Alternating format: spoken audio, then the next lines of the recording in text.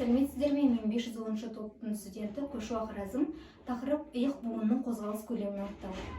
Сәлеметсіз бе? Иығыңыз қалай болды? Ауырмайды ма?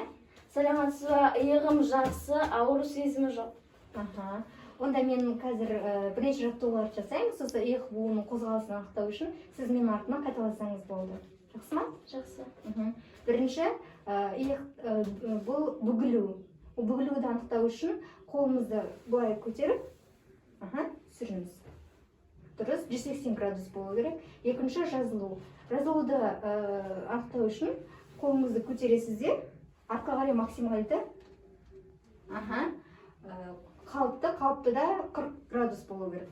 Енді әкетуді анықтау үшін қолыңызды былай көтересіз. Түсіріңіз, былай.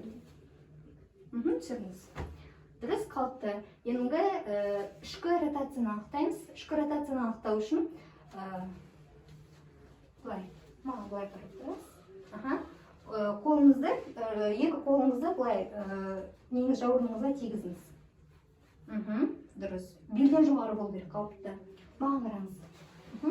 Енді сыртқы ротация. Сыртқы ротацияны анықтау үшін қолыңызды былай и жан-жағына жібересіз. Жоқ, иығыңызды күш түсірмеңіз. Тек қолыңызды қозғаңыз. Осылай и жан-жағыңызға.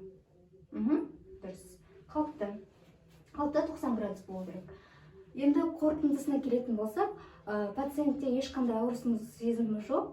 Иық буынының қозғалысының көлемі қалыпты.